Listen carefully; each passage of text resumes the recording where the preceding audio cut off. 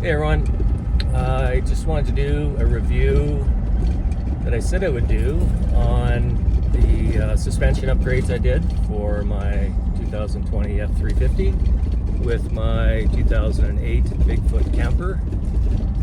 And it's a little rattly. I'm on a kind of a gravel road, really twisty and windy, which is the perfect road to I guess do the review that I was talking about.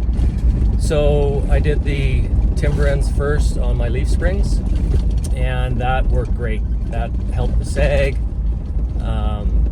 It really was what I was looking for there. But I found on these types of roads that I had too much side-to-side sway. This winter, 2024, we went to Baja, Mexico, and so most of the roads were probably worse than this one. And that side-to-side sway, made me a little nervous with the camper. Obviously you're a little more top-heavy. So I've got the Timbrens on the front and the back. I put them on the front primarily because I was carrying the motorcycle.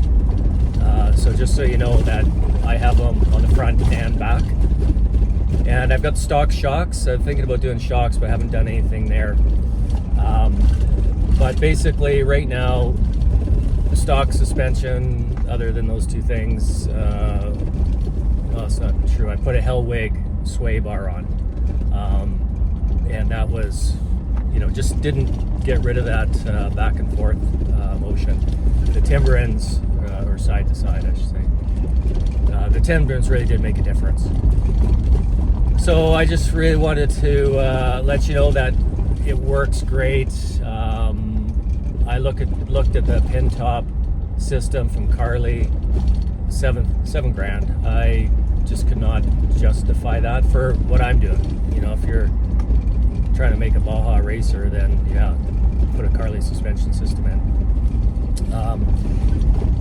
So inexpensive suspension upgrade. I guess it would have cost me $300 for the Timbrens roughly, and for the Stableloads that was a couple $250 I think from memory. And that was just for the back Timbrens, $300. And it was $250 for the front. They're a little cheaper. And the Hellwig sway bar. Oh geez, what did I pay for that? That was, I'd say, at least $400, somewhere in that range. So for around $1,000, give or take, you're got a pretty good rig for pulling a heavy trailer, maybe fifth wheel, and definitely for a camper. My camper is fairly light. Anyway, my recommendation is this is what you could do, a low-cost way to fix things.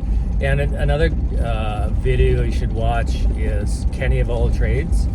He does a good video where he has a camera and a suspension. He has the Stableload, so he'll put them on, go for a ride, and then take them off, and he'll show you what he's doing there, or how the truck's reacting. And then but he didn't go with, he went with airbags, so a little different there. But anyway, you'll watch the video and you'll get the picture. He did a really good job on that. So kudos to Kenny of All Trades.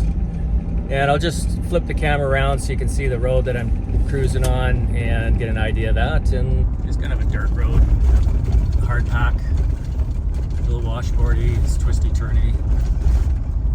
Good road to do a review. I'm going 50 kilometers, 60 kilometers on this one. I'm cruising pretty fast for a road like this.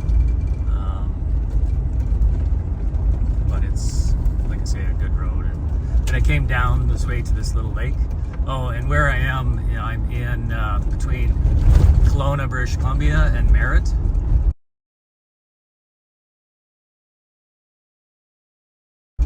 And there's a bunch of little lakes up in here, just off the highway, 6 kilometers. Really nice campground, little trout lakes. I'll show you a little clip of the lake. And yeah, just beautiful little spot.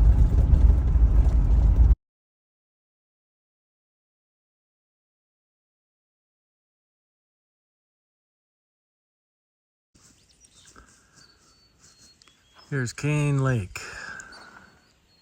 Nice little campsite, lots of spots.